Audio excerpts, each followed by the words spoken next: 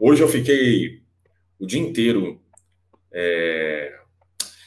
Eu não sei exatamente como explicar isso, mas assim, o dia inteiro quieto em casa, sem falar com ninguém, absolutamente ninguém, e pensando no que aconteceu ontem, né? Ontem foi muito difícil, inclusive, para dormir. Foi um dia bem difícil, né? Acho que para todo mundo. E a gente vai vendo as reações, o que vai acontecer, né? Ao longo do. Provavelmente a partir de amanhã a gente já deve ter mais noção. Hoje nos desembarque e nos principais canais com irmãos nossos, né? O Paparazzo, o Flazoeiro, o Rafa Melo, o Gustavo Henrique, o Venê, e tantos outros canais também. Eu dei uma zapeada neles durante o dia, né? E já trazem algumas notícias aí que a gente já pode começar a comentar aqui. Mas antes disso, obviamente, mandar um salve, um obrigado. Opa, chegou até um superchat aqui. Deixa eu dar uma lidinha aqui antes de passar a palavra aí para o Rafa. Vamos lá. Eita. Luiz Souza, nunca irei perdoar o Andreas, nunca, fora abraço. Então, Lucas, eu sei que é muito difícil perdoar um erro tão grotesco numa final de Libertadores, mas eu lhe convidaria a fazer uma autoanálise. Se é que, assim, somos humanos, todo mundo erra, entendeu? O erro do Andrés é gravíssimo, e eu não vou passar pano de jeito nenhum para isso. Mas não perdoar, eu acho que é muito pesado. A gente tem por missão, inclusive, de estar nesse mundo, de tentar evoluir, né? E aí, o não perdão é quase uma falta de autoanálise. E aí eu te convido a pensar um pouco sobre essa questão de perdoar. Eu acho que você pode pensar da seguinte maneira: o que ele fez foi crucial e ele tem culpa, assim como o time inteiro e principalmente o Renato Gaúcho, departamento de futebol, diretoria e tudo mais. Mas não perdoar, eu acho que é pesado demais, tá, Lucas? Tenta ter um pouquinho. Eu sei que é difícil num momento como esse, que tá todo mundo super mal, ter um pouco de compaixão, entendeu? É difícil, eu sei. Mas eu sei que com os dias aí, eu tenho certeza que você deve ser uma pessoa do bem. Mas é possível que você consiga perdoar. Com certeza é um dia difícil para todo mundo, com certeza foi uma noite difícil para todo mundo. Eu sei que muita gente aí no chat, como eu, não conseguiu dormir bem, ficou pensando, alguns ficaram pensando naquele lance do Andrés, outros ficaram pensando naquele gol cara a cara do Michael. Vai ser difícil a gente esquecer isso, vai demorar muito, mas a gente vai ter também que começar a pensar em como vai ser 2022. Para o Marcão, o ano de 2022 já começou. O Marcão já comemorou aí a virada do ano, porque o Flamengo realmente não tem muito a fazer nesse ano de 21. Então eu acho que apesar da gente não estar podendo aqui hoje comemorar uma vitória, a gente pode tentar discutir maneiras de se reencontrar com um bom futebol. E aí eu não estou falando nem de títulos, porque eu sei que é o esporte, é casualidade, mas que o Flamengo possa jogar um futebol que o credencie novamente a ser campeão das competições que disputar. Essa discussão vai ser muito importante. Essa discussão não passa só pelo que acontece dentro de campo, passa muito pelo que acontece fora de campo.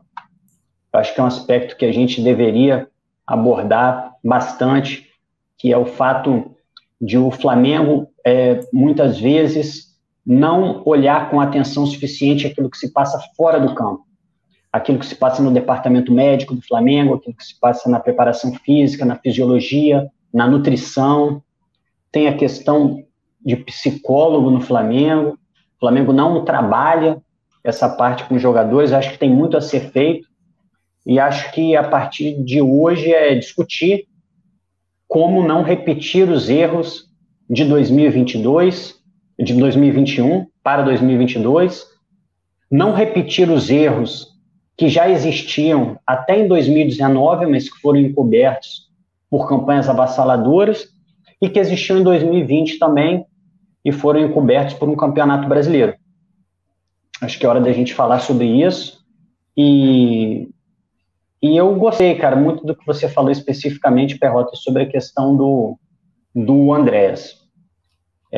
Já que vocês já entraram nesse assunto, talvez isso possa ser interpretado como uma passada de pano, mas eu acho que há falhas perdoáveis e a falhas imperdoáveis. As imperdoáveis decorrem de falta de profissionalismo, de falta de respeito com a instituição Flamengo, de desleixo, de falta de cuidado. As questões que acontecem, que são puramente esportivas, o erro esportivo, eu acho que ele é perdoável, sim. Ele é perdoável, sim. O Andrés vai ter dificuldade, vai ter que jogar muita bola no Flamengo para justificar uma contratação e até para limpar um pouco a imagem que ele construiu e que, repito, não vai sair da nossa cabeça. O Andrés escorregando e a bola sendo roubada pelo Davis, todo mundo vai passar meses lembrando. Pô, o que poderia ter acontecido? Será que o Davi Luiz poderia ter esticado aquela bola? O Diego Alves quase pegou com o pé. Será que ela poderia bater no pé dele e ir para frente? Ou ir para o lado? A imagem é essa, que está na cabeça. Mas eu acho que sim, como foi um erro que todos estão sujeitos, um erro esportivo, eu acho que o jogador pode sim ter uma outra chance. Quem sabe aí ele não vai ser uma história de redenção, de recuperação dentro do Flamengo, caso fique. A gente vai ter eleição agora muito em breve, né? E quando a gente pensa sobre esse loteamento político que essa diretoria vem fazendo há anos no Flamengo para poder ter a manutenção, né, do seu poder dentro do Flamengo, e mesmo tem características muito positivas dessa diretoria, essa parte negativa para você, ela pode ser resolvida ainda por essa diretoria ou só com uma mudança? Vamos lá. O Landim foi eleito com uma política de coalizão, né? Ele se coligou com bastante grupo político dentro do Flamengo, e aí sim ele teve a maioria dos votos ali e conseguiu ser eleito. Para a segunda eleição, a estratégia é a mesma, tá? Ele vai continuar com essa política de coalizão. Mas eu vejo esperança. Por quê? Vamos lá. O Marcos Braz e Bruno Spindel são de algum grupo político? O Braz até sim, mas o Spindel não. Por exemplo, o Tanuri está no departamento médico, não é vinculado a nenhum grupo político. E a nossa grande reclamação no ano foi o departamento médico do Flamengo, né? Tem outras coisas que fazem, e aí falando principalmente do futebol, tá? Que fazem o futebol andar redondo fora desse ambiente político. Claro que influencia, claro que tem uma influência muito grande.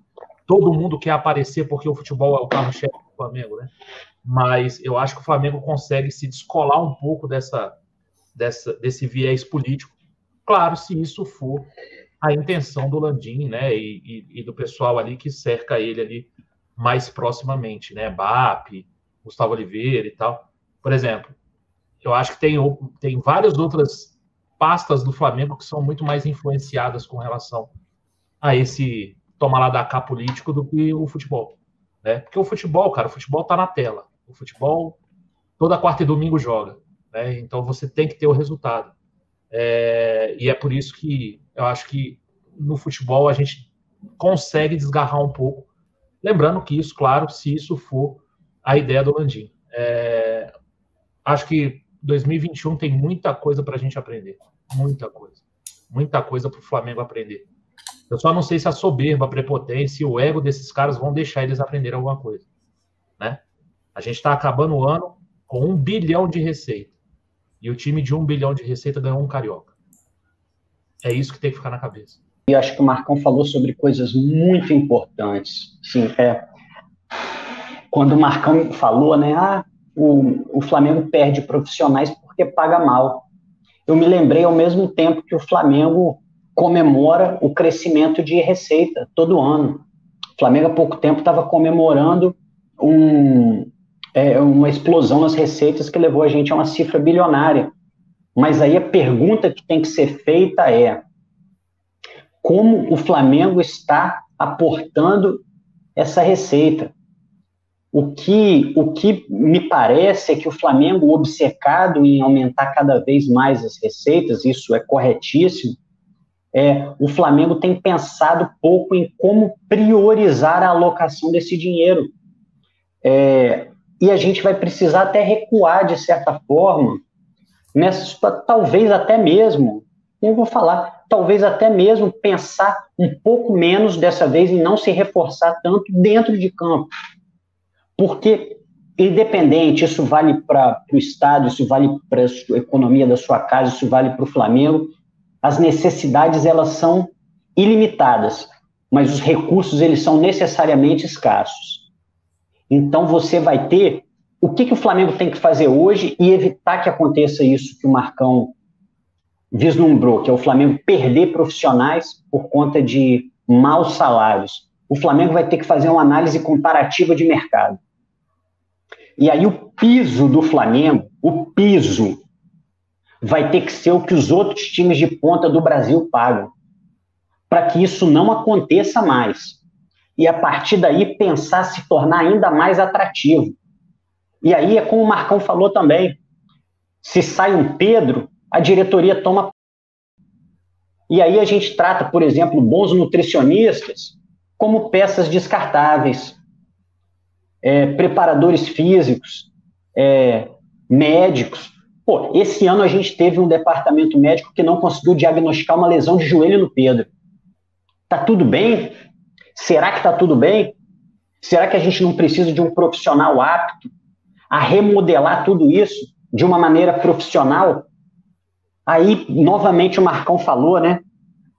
O motivo exposto pelo Marcos Braz para justificar o preparador físico que está no Flamengo hoje foi o fato dele ter sido campeão em 2009.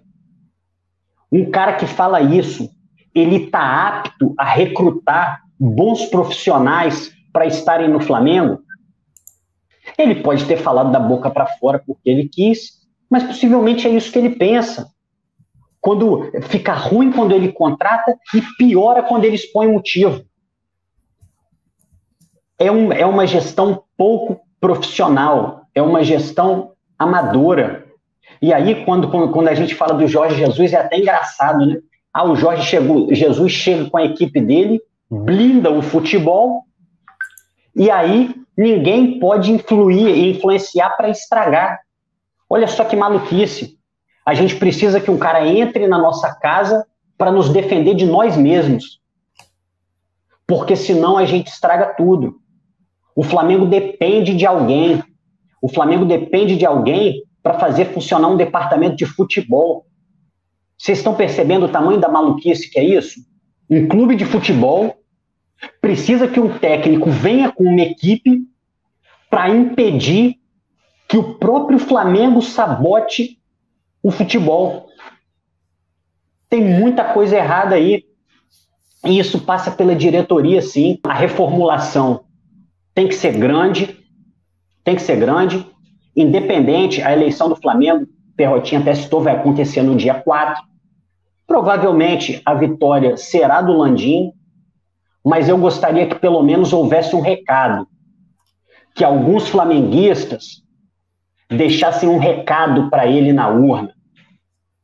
Já que não foi feita a votação à distância, a votação online, como eu queria, como eu achava democrático, como eu achava justo, e aí começou uma guerra de liminares, o Flamengo conseguiu manter a votação presencial, o que afasta muitos torcedores. O Flamengo é um clube de nível nacional, há muitos sócios torcedores do Flamengo fora do Rio.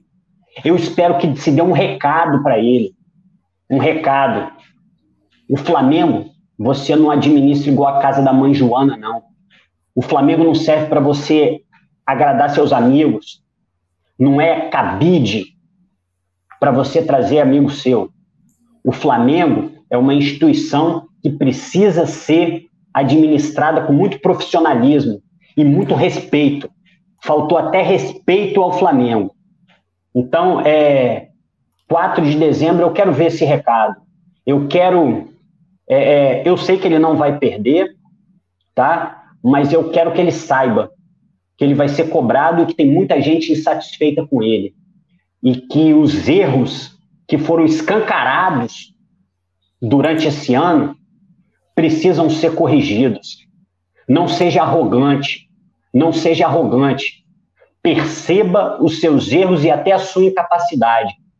E traga pessoas que possam recolocar o Flamengo nos trilhos. O Alex Oliveira. Mandou aqui, já deu para o senhor Everton Ribeiro faz tempo, tem que vender já. Geração 85 também, todos sem sangue. E isso me parece, assim, principalmente ao fim do jogo ontem, e as pessoas com quem eu encontrei nas ruas e também onde eu vi o jogo, tinha muita gente, e até mandaram bastante abraço para todos aqui da bancada, né, que acompanham o Zona Branca, e quando me viram, falaram, caraca, o que você está fazendo aqui? Foi bem legal ter assistido o jogo. Com a rapaziada, e assim, todos muito unânimes que essa renovação da geração 85 foi temerária.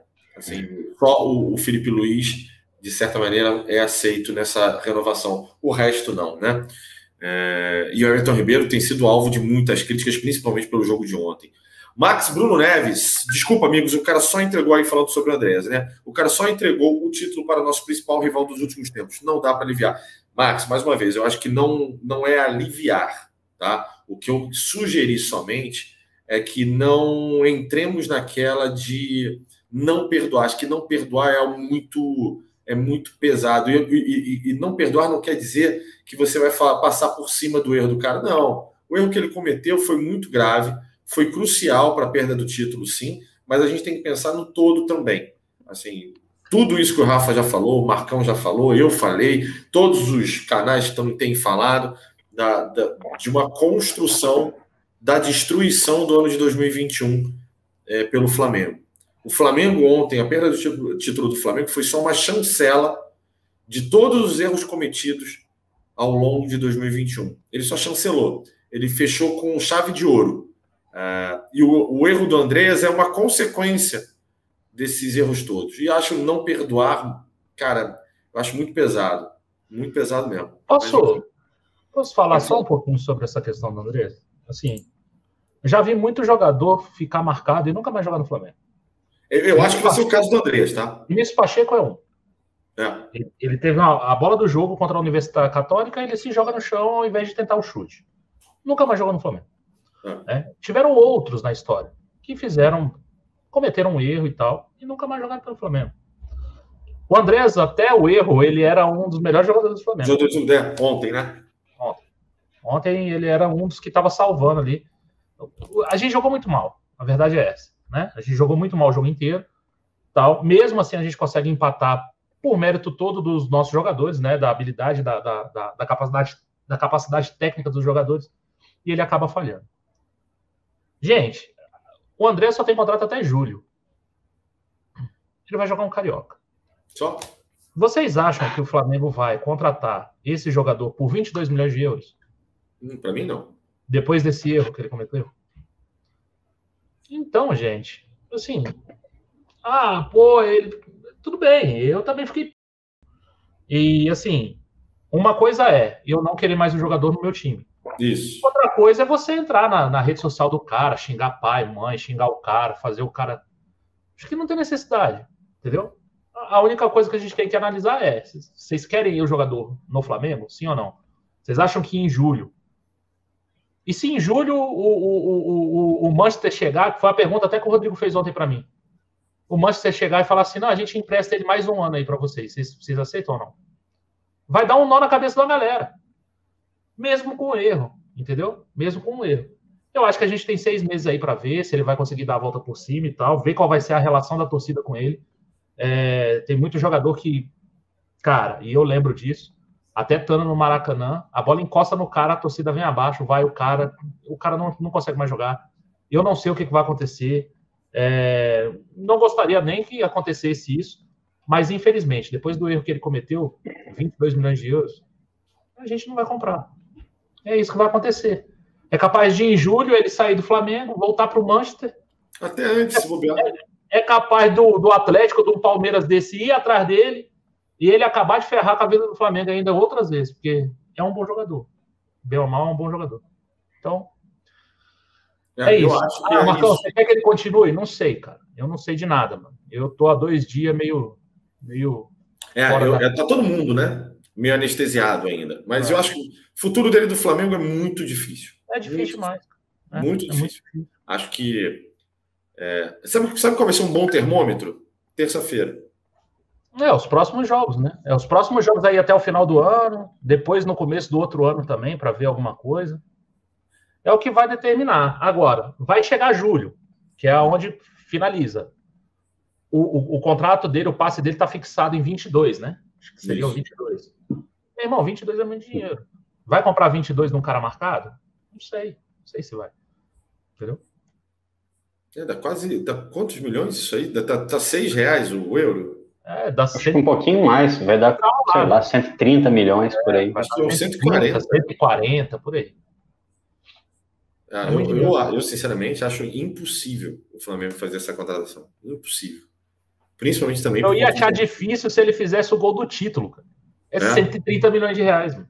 Gabriel Braga, não sei se estou impactado pela nossa maior derrota, mas acho que nada vai mudar, a não ser o técnico. Só não me conformo com a ideia de que 2019 foi um surto e que não vai se repetir tão cedo. Saudações rubro-negras do Gabriel Braga. Alguém quer comentar? Eu me reluto a acreditar que 2019 foi um surto. 2019 é para ser a nossa meta. Dá para fazer. A gente fez. Foram nós que fizemos. Foi a gente que fez. Foi a gente que fez, não foi outro time, não. E a gente sabe quais são os passos. O que é que teve naquele bendito 2019? A gente contratou um técnico estrangeiro de excelência que veio com a sua comissão. Esse técnico chegou aqui, teve tempo para trabalhar, ele teve um mês parado por conta da Copa América, e é bom a gente lembrar disso. Ele veio, fez, ajeitou o time e jogou. E não teve interferência dos incompetentes da diretoria dentro do futebol, porque ele não deixava.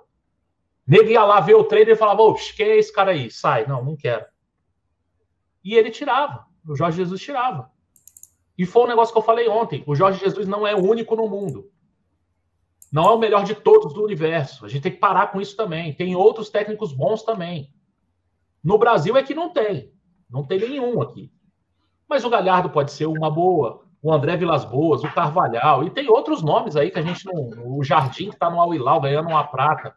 E tem outros nomes. Né? Esses são os nomes mais comuns que a gente escuta todo dia. Mas tem gente lá para trabalhar e para achar esse cara com esse perfil, com o DNA do Flamengo, né, que ficou tão famoso aí em 2019. Dá para fazer. Mas olha só, Marcão, o Galhardo ganha 3 milhões por mês. A comissão do Galhardo é 3 milhões por mês. Migão, a gente fechou com 1 bilhão. 1 bilhão. Com B de bola. Se você não tem dinheiro para pagar um técnico, tá tudo errado na sua organização e no seu financeiro. Porque a gente viu, a gente está sofrendo aí, sabendo o que é não ter técnico. Um Léo Pereira paga a comissão do cara. Um Bruno Viana paga a comissão do cara. Um desses aí do elenco paga. Se você vender um cara desse aí, você paga. Se você parar de gastar com outras coisas, você paga.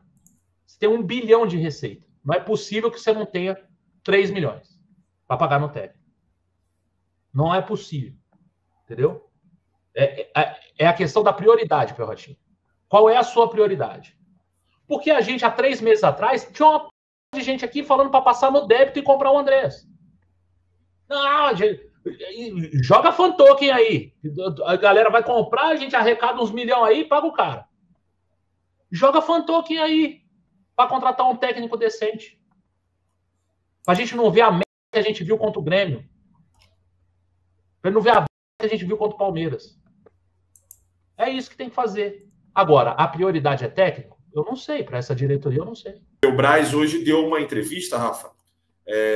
O canal do Guilherme Flazoeiro, inclusive, já passou essa informação. Literalmente, a partir de amanhã, o Flamengo vai precisar fazer uma série de mudanças no departamento de futebol. Ficou evidente pelo ano de 2021 que é necessária.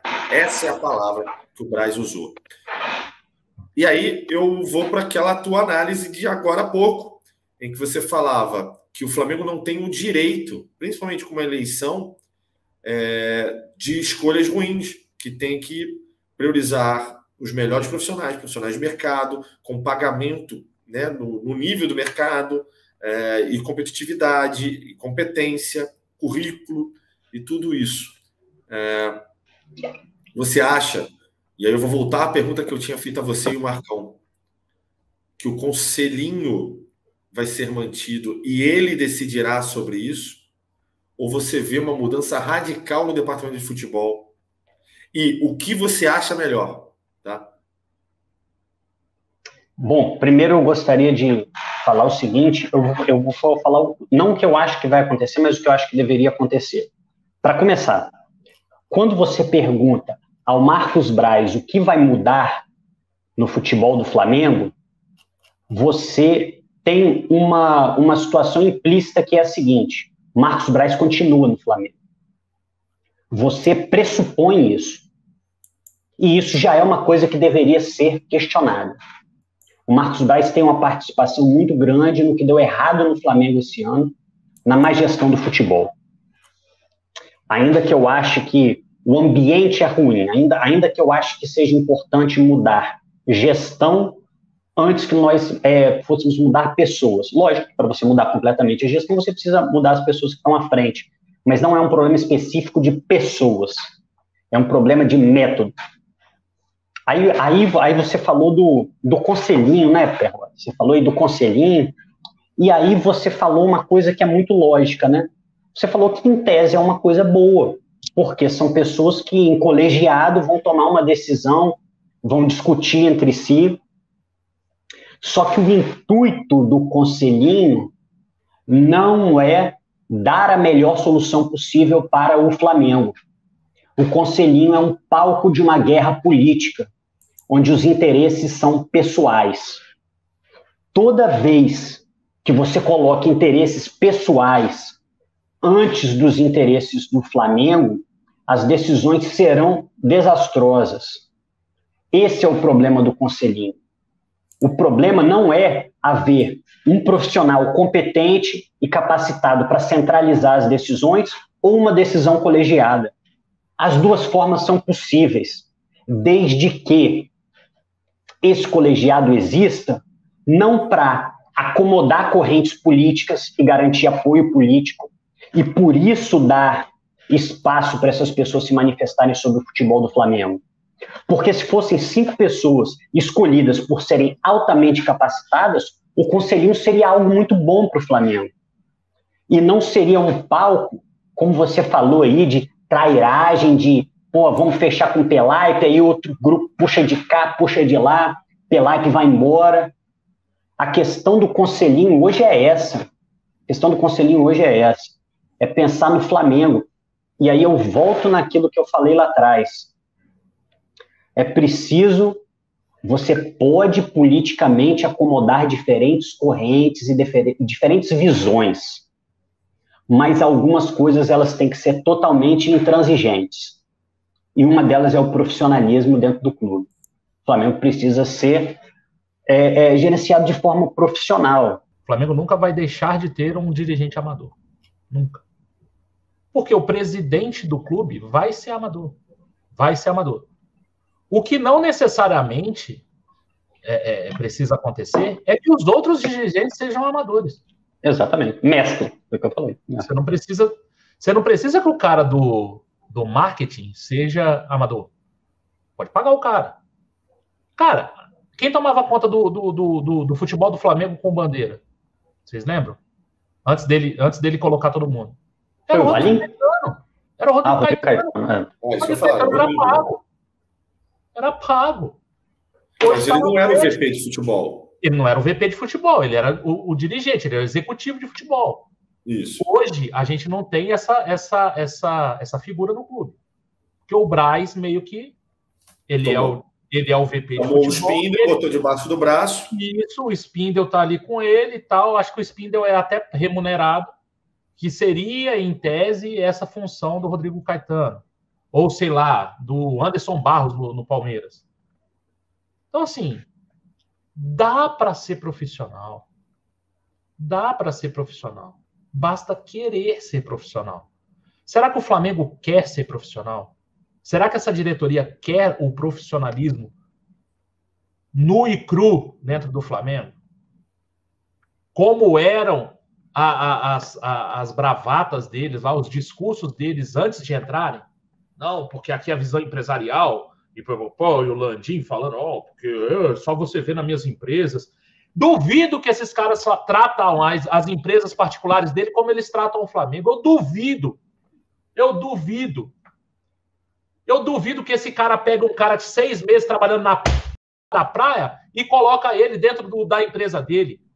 Falou o que coloca. Mas no Flamengo entra.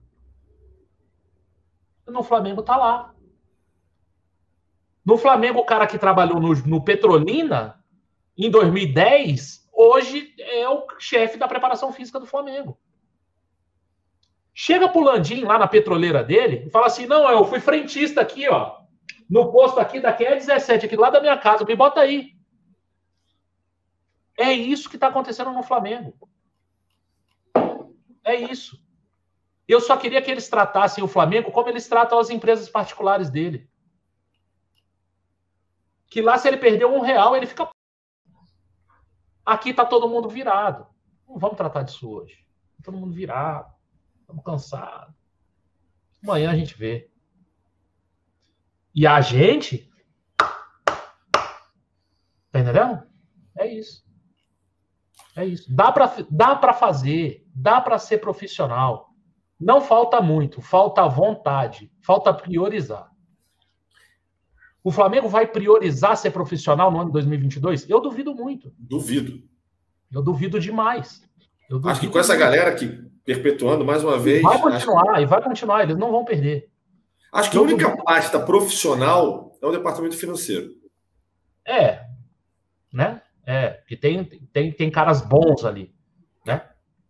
Agora, o futebol é o carro-chefe. Aí eu tava falando, o time arrecadou 1 bilhão, aí veio o cara falar, não, é o clube de regatas do Flamengo. Eu falei, cara, eu entendo. Tira o futebol e vê quanto é que é a arrecadação do clube, pô. Aí você pega a galinha dos ovos de ouro, em vez de tu pegar o ovo de ouro, tu come a coxa da galinha, pô. É coisa de maluco, irmão. É coisa de maluco.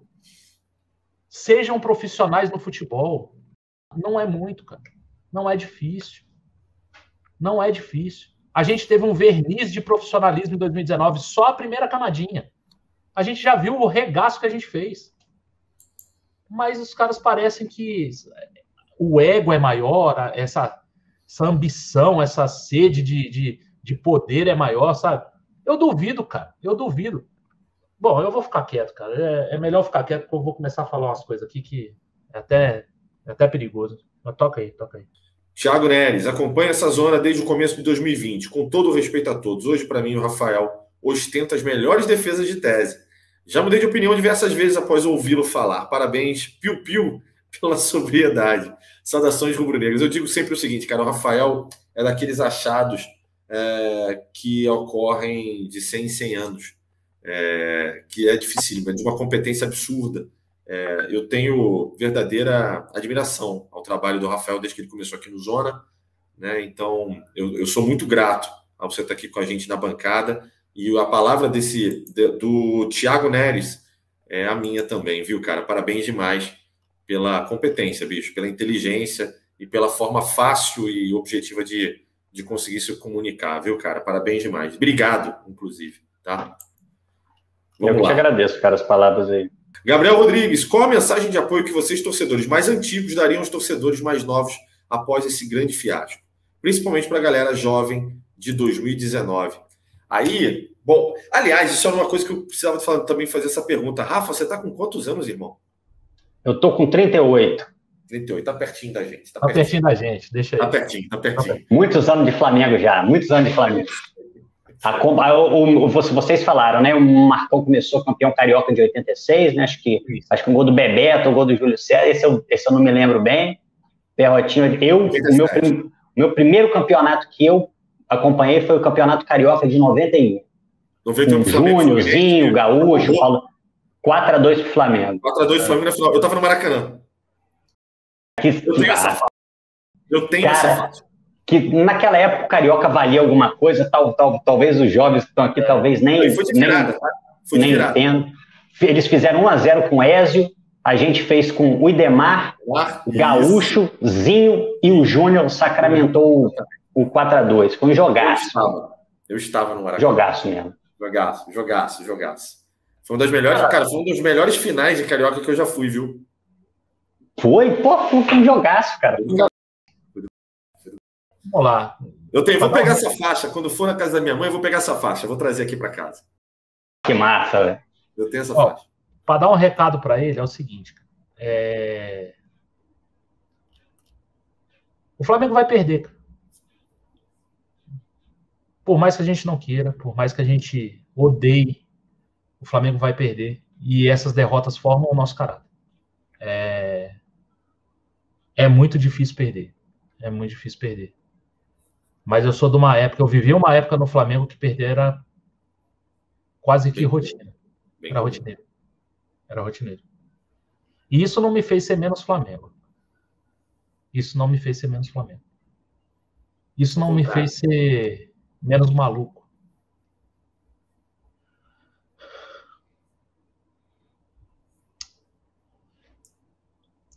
Isso não me fez acreditar menos. Isso não me fez torcer menos.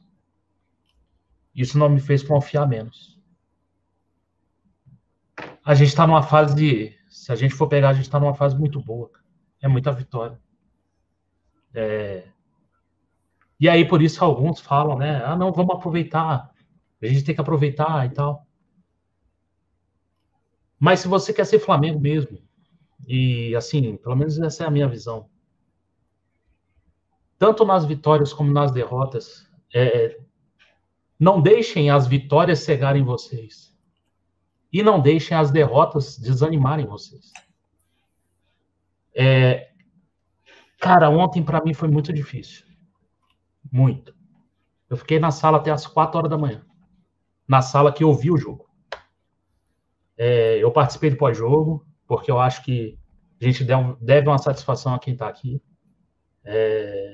Mas assim, na boa, minha vontade de falar de Flamengo ontem era 0. Mas eu me lembrei disso. As vitórias não podem cegar a gente. E as derrotas não podem fazer a gente desistir do Flamengo. A gente não vai desistir, cara. Pô, não desisti lá atrás, irmão. Que era uma merda. Que a gente brigava para não cair. Entendeu?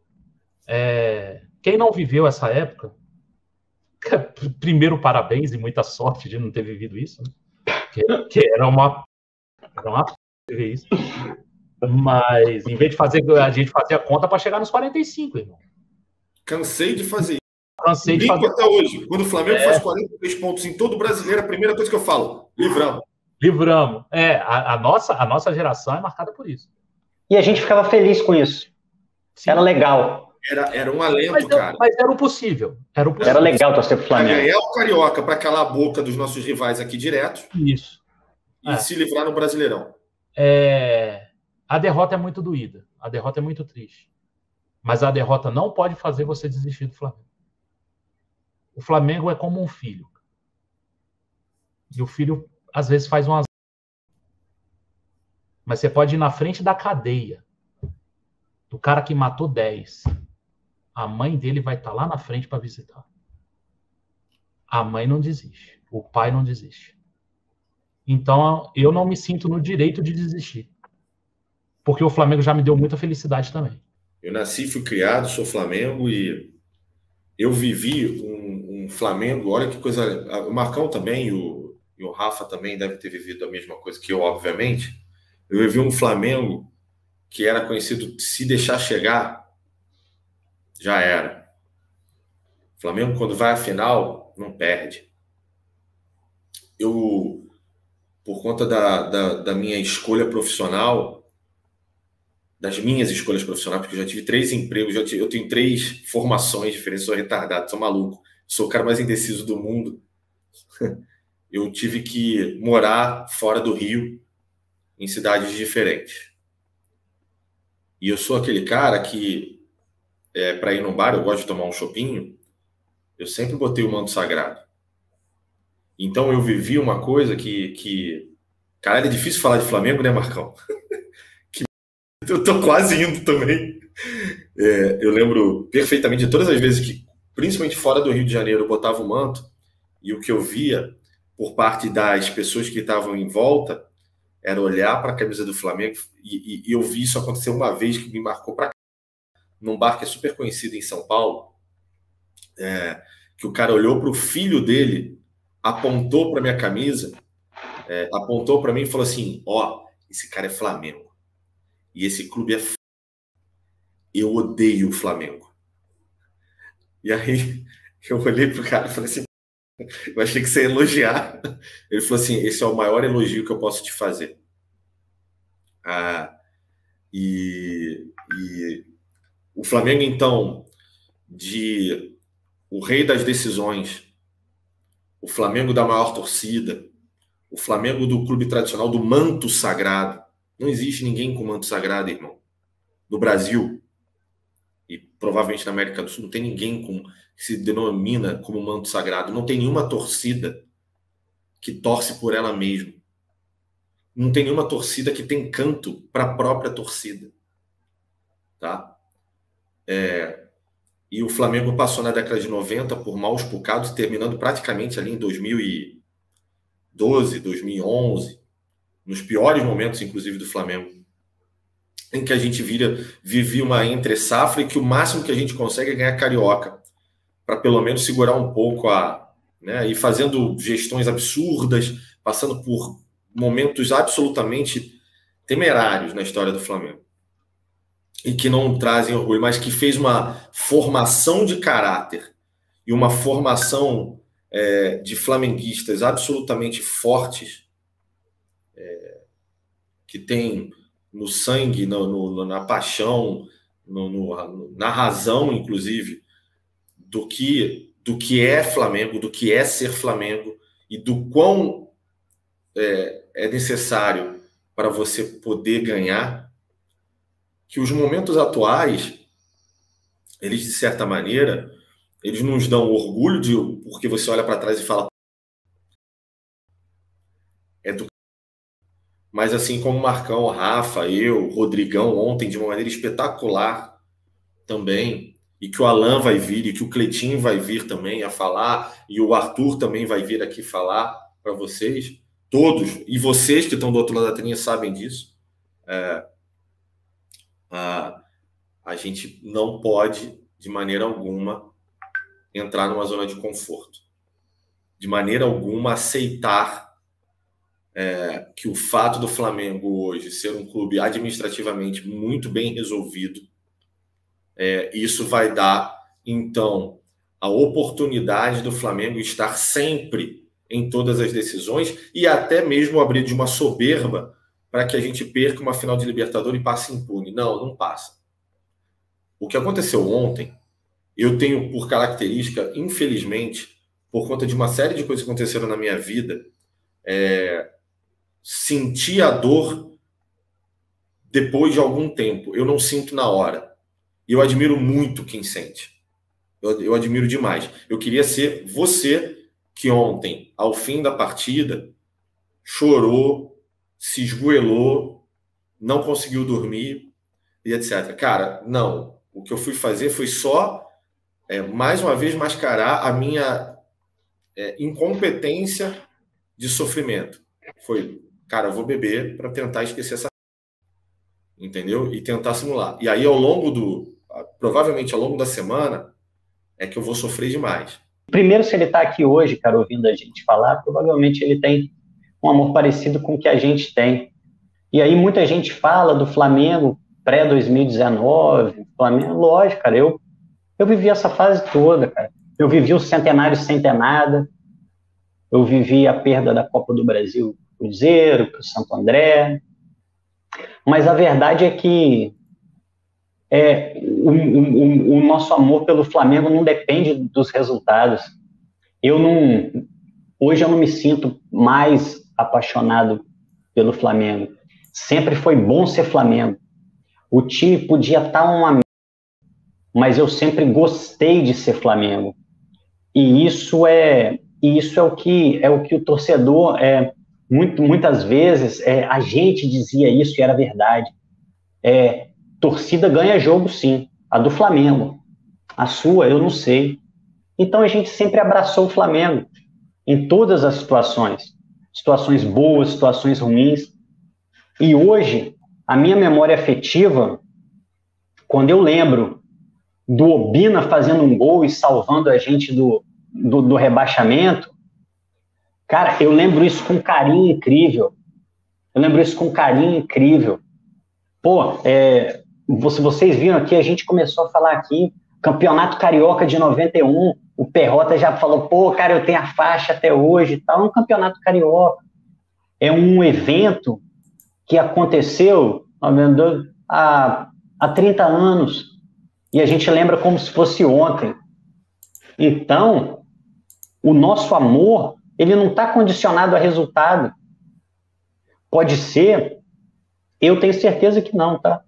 Mas pode ser que esse 2019 tenha sido um ponto fora da curva e o Flamengo mesmo não seja esse time hegemônico. O Flamengo não confirme nos próximos anos aquilo que eu espero.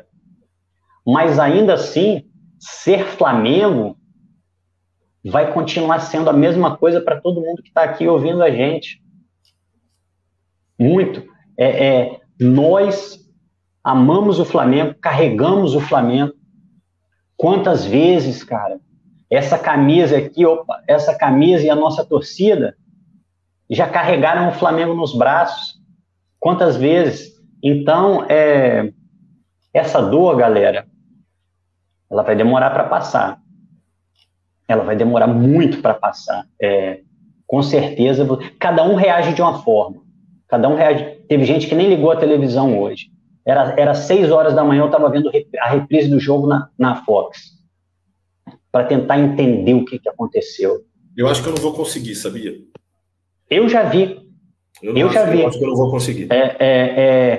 E te dá uma sensação, você vai ver, a hora que o Davi Luiz toca pro Andréas, cara, você sabe o que vai acontecer, mas causa um incômodo muito grande. Mas cada um reage de um jeito, mas é o amor que a gente tem pelo clube. Pô, às vezes você dá uma de maluco. Hoje eu estava calculando 4 jogos para o Atlético, 4 jogos para o Flamengo. Se o Flamengo ganhar os 4 faz 12 pontos, o Atlético chega a 78, a gente pode chegar a 79, o Atlético chega a 78 com uma vitória. Então, assim, cada um vai agir de uma maneira, cada um vai sentir de uma maneira, mas o amor é o mesmo, e isso que nos une. Por isso que nós formamos esse corpo, que é a torcida do Flamengo, essa instituição quase sobrenatural, que é o que a gente chama de magnética. Então, cara, fica tranquilo, você vai ver grandes vitórias, grandes derrotas do Flamengo, mas pode ter certeza, não é isso que vai condicionar o seu amor.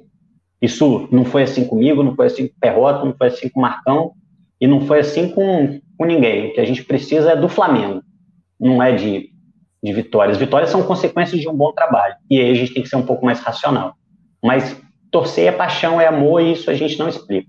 Kleiber Martins, obrigado pelo superchat. Pessoal, adoro os comentários de vocês. Acham que vale a pena esperar uma definição do Jorge Jesus no Benfica, manter um interino até janeiro, por exemplo? Não. Kleiber, muito obrigado pelos comentários. Também, pelo teu comentário, quer dizer. E eu estava vendo hoje, o Jorge Jesus, ele vai classificar o Benfica para a próxima fase da Champions. A gente viu isso ontem. O Barcelona precisa pontuar contra o Bayern, e o Benfica não pode ganhar do Dínamo. E o Dínamo em casa. O Dínamo fez 1 ponto. Exato. Então, assim, acho que o Benfica vai se classificar. E o Barcelona pela primeira vez indo para a Euroleague, hein?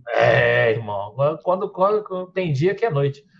E aí é o seguinte, tem uma peculiaridade ano que vem. A temporada é toda zoneada, galera. Porque então, tem Copa, né? Por quê? Tem Copa do Mundo no fim do ano. Então, não, galera, vamos esperar o Jorge Jesus até julho, que acaba o ano. Galera, não vai ter tempo. Porque vai ser agosto, setembro, outubro, acabou o ano. Vai ser mais embolado ainda do que é todo ano. E para chegar no meio do ano e tal, aí alinhar todo mundo fisicamente e tal. O Jorge Jesus não vai ter aquele mês, entendeu? Então, assim, o Jorge Jesus está livre no começo do ano? Acho que é a obrigação do Flamengo fazer uma proposta. Agora, ele não vai estar livre, ele está num compromisso de Champions, ele vai classificar o time dele para Champions. A gente vai ter que correr atrás de outro. Que tem aí a mesma filosofia, sei lá, alguma coisa desse tipo. Mas o Jorge Jesus em específico, eu acho que ele não vem em janeiro. Então, a gente vai ter que procurar outro. Sem dúvida. E eu acho que está na hora da gente, de certa maneira... Está na hora da gente escolher um cara bom no começo do ano, né? Fazer uma pré-temporada, né? E a notícia que eu tenho, e aí foi o Gabriel Paparazzo, é que o Flamengo separou 4 milhões de euros. Tá? Para técnico? Bom, então tá dentro aí do Galhardo, por exemplo. Tá 4 milhões de euros ano, né? Ano é 41 milhões. É isso. Tá dentro do que o Galhardo tá pedindo. Então. Bom, vamos ver. Precisa vir no começo do ano, cara. Nem a gestão do Landim conseguiu ter um técnico. No começo. Impressionante. Não consegue. Impressionante. Não consegue. Vamos ver se uma grande crise traz as coisas de volta para os seus eixos, né? 4 milhões de euros. A gente já falou aqui muito sobre o Galhardo, vocês falando aí do Galhardo, falando do Jorge Jesus, falando do Carvalhal, falando do... Eu queria, Marcão e Rafa, para fechar o programa de hoje, já estamos com 3 horas, hoje foi mais do que o Senhor dos Anéis, mas foi bom pra aqui com vocês, falando sério. Eu tô melhor por causa de vocês. Juro por Deus. Assim, obrigado a todo mundo que tá dando a telinha, obrigado Marcão, obrigado Rafael, mas eu preciso passar essa pergunta para vocês. De todas essas opções, quem vocês escolheriam? E eu queria uma explicação técnica do porquê da escolha de vocês. Se for o Galhardo, eu queria só lembrar uma coisa. Aos 40 do segundo tempo do River contra o Flamengo, esse cara foi o cara que tirou o meio de campo, que hoje está na para botar o Prato. Ele erra também. Tem certeza que vocês querem escolher o Galhardo? Porque esse cara é capaz de fazer esse tipo de substituição numa final de Libertadores. Ele não seria a minha primeira opção. Tá. A minha primeira opção seria o Carvalhal. E por quê? Cara, desde quando o Jorge Jesus saiu, eu tento acompanhar um pouco mais de perto o trabalho do Carvalhal. O Carvalhal é técnico do Braga. O Braga não é um time... não é a quarta força do Campeonato Português. E ali você tem o Porto, Benfica e o Sporting, né? E aí ali vem embolado alguns times. O Braga tem se colocado nessa posição. O Braga foi 4º colocado, acho que em 2019, e 5º colocado em 2020, e agora ele está ali entre 4º e 5º colocado também. É um bom time, é um time que tem alguns conceitos lá do Jorge Jesus, e quando o Jorge Jesus saiu, ele indicou o Carlos Carvalhal. Então, assim, pelo menos eu acho que a gente poderia ter um prosseguimento, ou então um resgate daquilo que foi o Jorge Jesus. Eu gostei muito da sua explicação, acho que ela foi muito boa, e a única coisa que eu ponderei foi o seguinte: Carvalhal tem contrato com o Braga até o meio do ano. A temporada deles não coincide com a nossa. Sim. Assim como o Jorge Jesus tem contrato e assim como o Leonardo Jardim tem. Isso significa duas coisas, que para trazer, por exemplo, o Jorge Jesus eu sei que tem multa rescisória, alguns técnicos não colocam multa rescisória no contrato, mas isso não é comum. Então, isso significaria que eles teriam que abandonar um trabalho no meio do caminho. Será que o Carvalhal faria isso no Braga? Não sei, não impede que o Flamengo tente, mas eu não sei. Assim como eu acho que no Benfica também o Jorge Jesus não faria isso. Então, eu vejo como o mais acessível no momento o Vilas Boas. Eu vejo como mais factível, tá? Assim como o Galhardo, eu coloco ele um pouquinho abaixo desses, Acho que o Renato falou numa entrevista antes da final que ele tinha um plano A, B e C, né? Assim como o Flamengo tem que ter também. O Flamengo tem que ter um plano A, B e C. O Flamengo precisa de um perfil de técnico e eu gostaria que o Flamengo estudasse muito esse perfil. Se ele tem versatilidade suficiente ou se ele joga num esquema de jogo muito engessado. Como é o tipo de demanda dele, se ele é um Sampaoli da vida, que sai pedindo jogador, depois joga a culpa na diretoria que perdeu. Como é a análise de pré- pós-jogo, ele influencia de alguma forma nos jogadores, descanso, nutrição e tal. Eu acho que o Flamengo tem que ter esse pacote, por isso que eu me preocupo menos com o nome e mais com a forma como o Flamengo vai recrutar essa pessoa para chegar aqui, tá? Mas assim, nome por nome, como o Marcão falou, é quase uma obrigação do Flamengo, se for o caso, se for possível, tentar o Jorge Jesus. É uma escolha óbvia, até pela questão anímica que o Jorge Jesus traz. Se o Flamengo traz o Jorge Jesus hoje, acontece uma festa dentro da torcida do Flamengo. Acontece uma festa. Eu acho que nem deveria ser assim. Como vocês falaram, ele não é o único bom técnico do mundo. Mas eu me preocupo muito com a forma como o Flamengo vai recrutar. Desses todos, o que eu acho mais possível é o Vilas Boas.